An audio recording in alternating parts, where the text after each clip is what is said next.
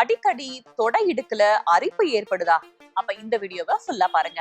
நமக்கு கழுத்து பகுதியில, பின்பகுதியில, தொடை இடுக்குல நிறைய அரிப்பு ஏற்படுறத நம்ம பார்க்கிறோம். அது நமக்கு ரொம்ப அசௌகரியமான ஒரு நிலையையும் ஏற்படுத்திடும். இதுக்கு 2 காரணங்கள் இருக்கு. ஒண்ணு நம்ம ஸ்கின் டு ஸ்கின் நிறைய உரசிக்கிட்டே இருக்கு அப்படின்னா அந்த இடத்துல உங்களுக்கு இச்சியாவும் ரேஷஸ் வர்றதுக்கான வாய்ப்புகளும் இருக்கு. அது மட்டும் இல்லாம ரொம்ப ஈரப்பதம் இருக்குனாலும் ஒரு சில பகுதிகளில் ஏற்படலாம். இதை தவிர்க்கிறதுக்கான ஒரு சில விஷயங்களை சொல்றேன், நோட் பண்ணிக்கோங்க. எப்பவுமே குளிச்சுட்டு வந்த உடனே நம்ம டவலை வச்சு ரொம்ப ரப் பண்ணாம ஒத்தி எடுக்கிறது ரொம்பவுமே நல்லது. ரெண்டாவது, உங்களுக்கு அந்த இடத்துல ரொம்ப ஈரப்பதமாவே இருக்கு அப்படின்னா ஒரு நாளைக்கு மல்டிபிள் டைம்ஸ் நீங்க ஃபேனை வச்சோ இல்ல ஹேர் ட்ரையரை வச்சோ அங்க ஈரப்பதம் இல்லாம பாத்துக்கிறது ரொம்பவுமே முக்கியம். மூணாவது, ரொம்ப இறுக்கமான ஆடைகளை அணியாம கொஞ்சம் தளர்வான ஆடைகளை அணியிறது ரொம்பவுமே முக்கியமா இருக்கு. இன்னொன்னு, ஆண்களுக்கு வி ஷேப்பான அண்டர்வேர்ஸை அணியாம பாக்ஸஸ் மாதிரியான அண்டர்வேர்ஸ் அணியறதும் ரொம்பவுமே நல்லது.